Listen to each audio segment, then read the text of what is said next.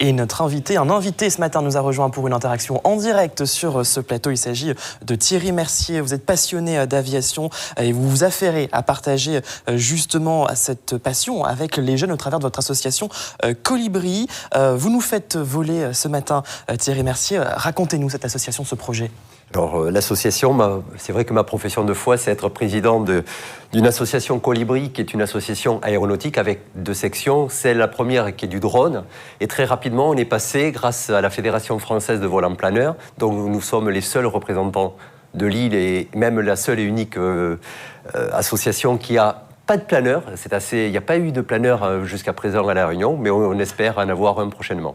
Vous espérez faire voler les jeunes également ?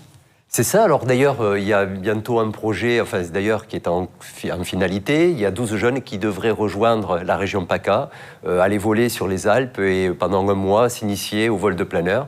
Donc c'est le lycée Saint-Paul IV et 4 jeunes de la région Nord qui devraient partir très très vite. On aura quelques petits problèmes forcément de prix de billets d'avion, mais ça saurait s'arranger. Problème qu'on évoque régulièrement ici. Comment vous les préparez ces jeunes justement ? Alors en fait, on a tous les outils pédagogiques que la fédération nous met à disposition. Donc en fait, ils sont dans un logiciel. On utilise un logiciel qui est extrêmement immersif maintenant avec ces nouvelles technologies. Et donc avec ce logiciel, ils ont des palonniers, ils ont un manche, ils ont des aérofreins, tout comme dans un vrai planeur. Et on s'exerce comme ça à piloter. Donc il y a au départ de l'apprentissage et puis derrière, ils vont pouvoir faire de la navigation, voire même en réseau, pouvoir voler à plusieurs. On a les images, justement, des images de planeurs qu'on va pouvoir observer en télé et qu'on va pouvoir commenter en radio. Donc là, votre association Colibri. Dites-nous où ça a été tourné. Alors ceci, c'était lors de ma formation de pilote de planeur. C'était à Puyvert. C'est un club qui m'est très cher dans les Pyrénées. Alors justement, je voulais commencer par des images d'un motoplaneur électrique, puisque nous espérons en avoir un prochainement.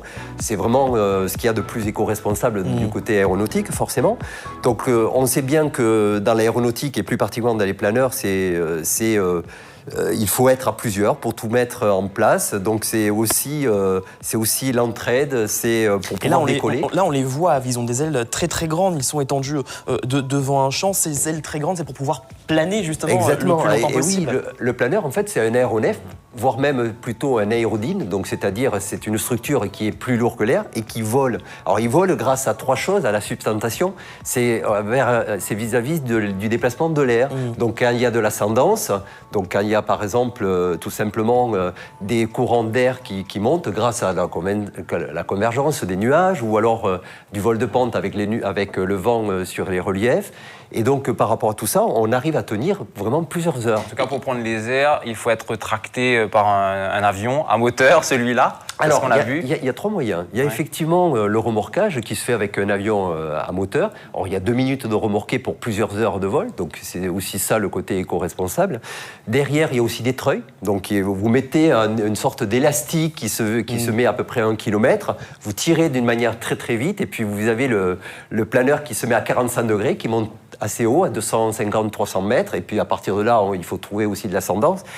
Et enfin, une 3e solution qui est aujourd'hui le motoplaneur électrique qui nous paraît la meilleure solution. Et juste pour se rassurer, comment on fait pour se poser après pour se poser, c'est comme n'importe quel aéronef, c'est-à-dire qu'une fois qu'on a choisi... alors c'est vrai que le planeur se déplace de zone à zone où il est toujours en capacité de pouvoir se poser. Ça, c'est sûr que par rapport à un moteur, c'est cette difficulté. Et en même temps, c'est un avantage, parce que comme on sait qu'on n'a pas de moteur, on ne va pas n'importe où, on ne fait pas n'importe quoi. Il n'y aura pas de panne de moteur. Il n'y aura jamais de panne de moteur, c'est bien ça l'avantage. Et une question rapidement pour terminer, avec le relief très escarpé sur notre île, c'est possible quand même de faire voler les planeurs ? C'est possible. Alors la météo a aussi quelques petites difficultés, mais je crois que la plus grande difficulté reste justement une petite étendue de terre avec aucune possibilité en dehors des aérodromes connus pour pouvoir se poser. En métropole, il y a ce qu'on appelle des champs vachables, c'est-à-dire que chaque fois que vous vous déplacez de 20 à 30 km à 30 km, quand vous faites plusieurs milliers de kilomètres, vous avez la possibilité de vous poser dans des lieux qui sont déjà connus et qui sont des champs agricoles. Et pour ceux qui ont la référence, c'est comme dans le clip de Garou et Céline Dion, Sous le vent, les planeurs qui sont utilisés. En un mot, comment on fait pour vous contacter si on est intéressé? Écoutez, c'est 06 92 04 05 00 qui est forcément le numéro dédié pour pouvoir m'appeler puis s'inscrire. Et puis nous sommes aujourd'hui de plus en plus nombreux sur des plateformes, voire des écoles qui préparent au brevet d'initiation aéronautique. En fait, c'était aussi un volet que je souhaitais évoquer, mais peut-être que nous sommes pris par le temps. Exactement. Merci beaucoup Thierry, merci d'avoir été avec nous ce matin.